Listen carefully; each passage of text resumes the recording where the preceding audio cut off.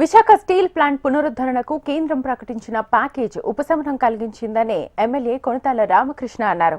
కూటమి ప్రభుత్వ కృషితో స్టీల్ కార్మికులకు భరోసా లభించిందన్నారు. భవిష్యత్తులో ఉక్కు పరిశ్రమను అభివృద్ధి బాట పట్టించేందుకు ప్రత్యేక ప్రణాళికతో ముందుకు వెళ్తామన్నారు. స్టీల్ ప్లాంట్ ప్రైవేటీకరణ ఆపడంలో AP deputy CM Pawan Kalyan ప్రధాన పాత్ర పోషించారన్నారు. పవన్ కళ్యాణ్ పదవుల కోసం పోరాటాలు చేయలేదని ప్రజాక్షేమం కోసం పనిచేశారని అన్నారు. క్యాపిటల్ మైన్స్ కోసం ఎన్డీఏ కూటమి కృషి చేస్తోందని కొణతాల రామకృష్ణ అన్నారు.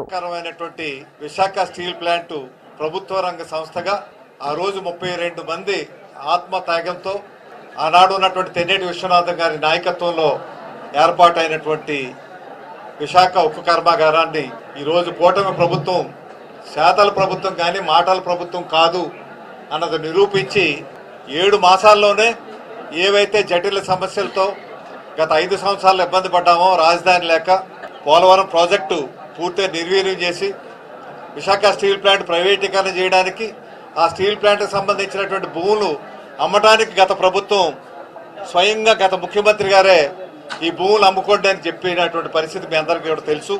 రాష్ట్ర ప్రభుత్వం అంగీకరించింది కాబట్టే ప్రైవేటీకరణ కార్యక్రమాన్ని ముందుకు తీసుకెళ్తున్నామని దేశ ఆర్థిక మంత్రి నిర్మలా సీతారామన్ గారు స్వయంగా పార్లమెంట్లో చెప్పినటువంటి సందర్భం మనందరికీ కూడా